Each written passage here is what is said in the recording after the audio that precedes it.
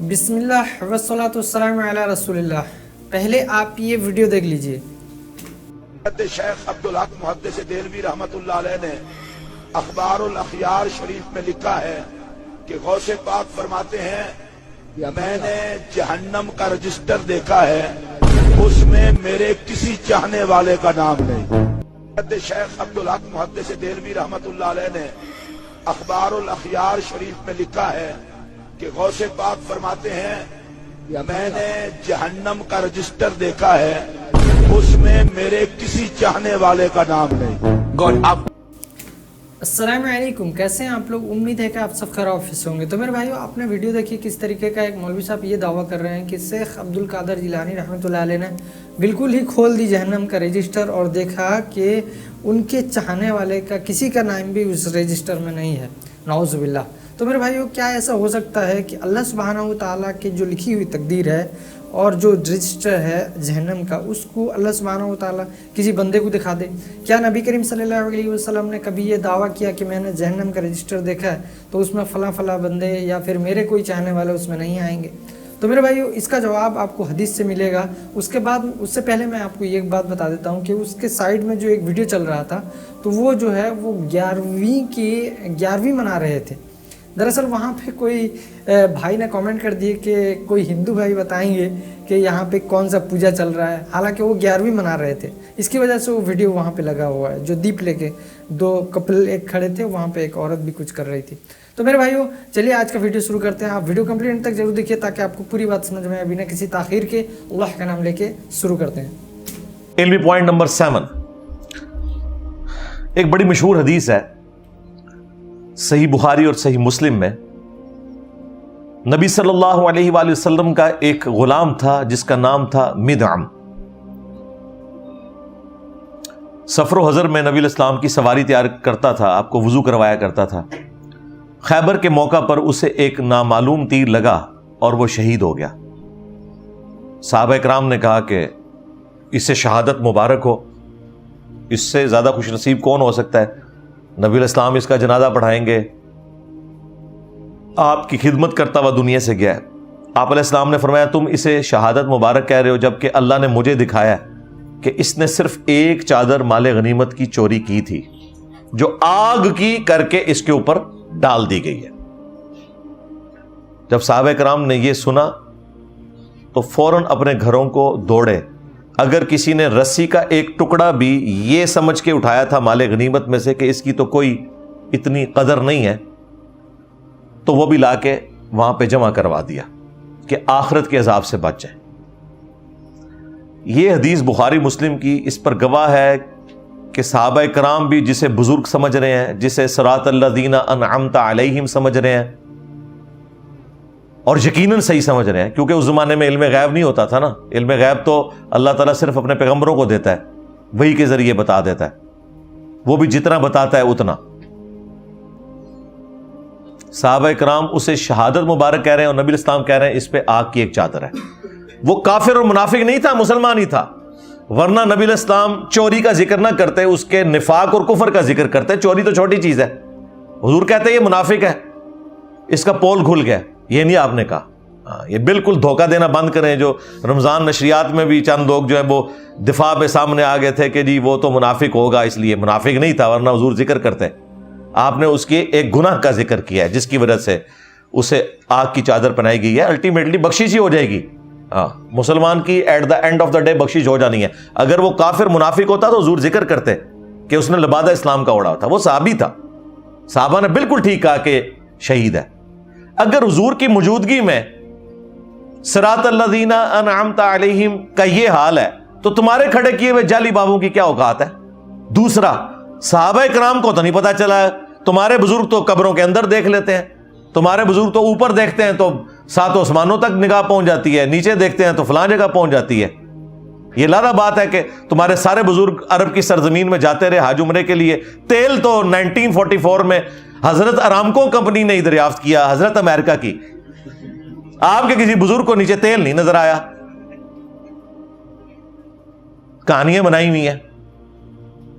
تو دیکھیں نبی الاسلام کے مبارک زمانے میں بھی کوئی ڈیفینیٹلی اس طریقے سے کسی کے بارے میں صراط الذین انعمت علیہم کلیم نہیں کر سکتا تھا، اور انہوں نے اپنے بزرگ بابوں کو کلیم کیا ہوا ہے.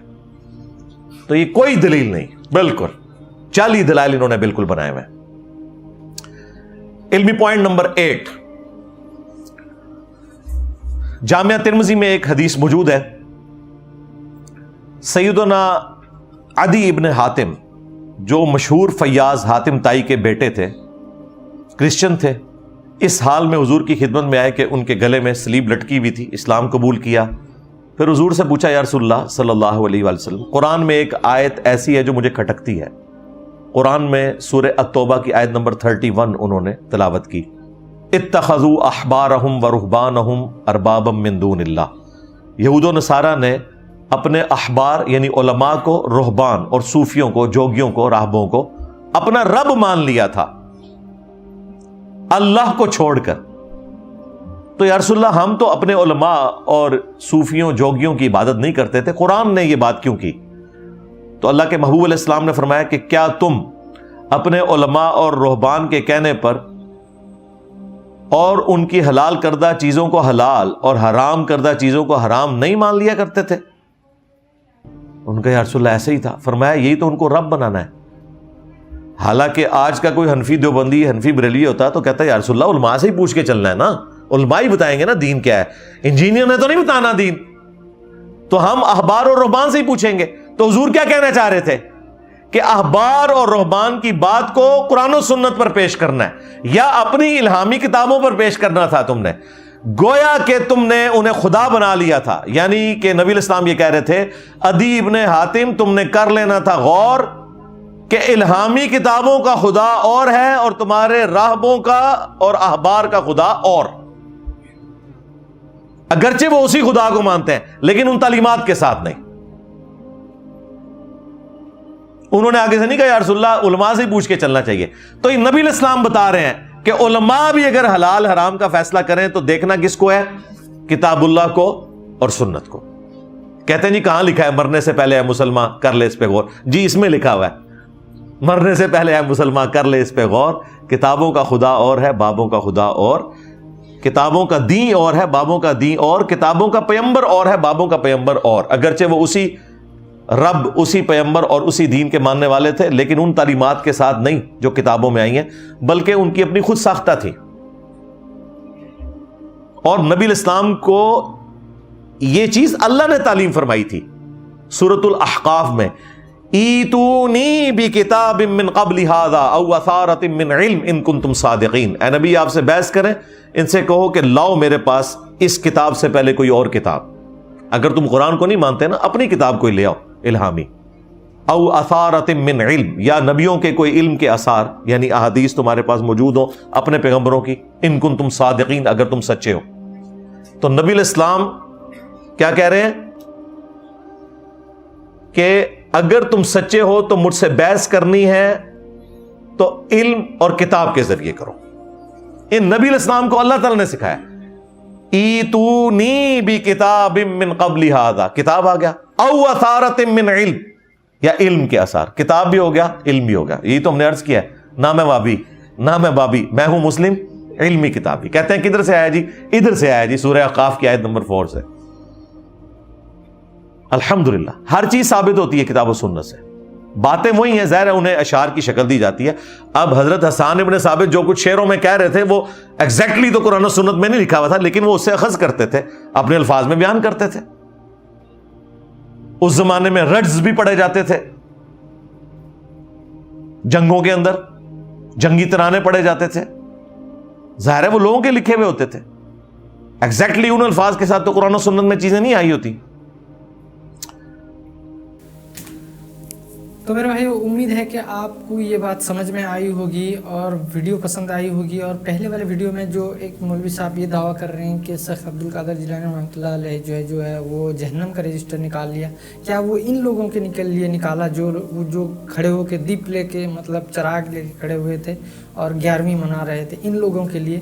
تو میرے بھائیو اس جگہ پہ دیکھیے، اگر کوئی کسی سے بیعت ہو رہا ہے، اگر کوئی مطلب طریقت اختیار کر رہا ہے اپنی اصلاح کے لیے، تو وہ اس وقت کام آئے گا جب एक आदमी का अमल सही होगा, तब जो है निस्बत काम आएगा। अगर अमल सही है तब निस्बत काम आएगा, अगर अमल सही नहीं है तो कोई निस्बत काम नहीं आएगा। तो मेरे भाइयों, आप क्या कहते हैं इसके बारे में, आप जो है कमेंट करके ज़रूर बताइए। और इस तरीके का दावा करना, जो गलत बात मंसूब करना शेख अब्दुल कादर जिलानी रहमतुल्लाह अलैह की तरफ, ये बहुत गलत बात है। तो मेरे भाई, इससे पहले भी मैंने एक वीडियो दिखाई थी जिस पे इमाम अहमद रजा खान साहब कुछ भी मतलब कुछ बात पेश की गई जो कि कुरान और सुन्नत से हट के थी, तो उन्होंने इनकार कर दिया कि ऐसी बात को, रिवायत को मानना नहीं चाहिए। तो मेरे भाइयों, मैं उस वीडियो का लिंक जो है वो डिस्क्रिप्शन में डाल दूंगा, आप जो है जाके चेकआउट कर सकते हैं। और मेरे भाइयों, आप इस वीडियो के बारे में क्या कहते हैं कमेंट करके जरूर बताइए। मिलते हैं इसी तरह नेक्स्ट वीडियो में इंशाअल्लाह। अस्सलामु अलैकुम व रहमतुल्लाहि व बरकातुहू।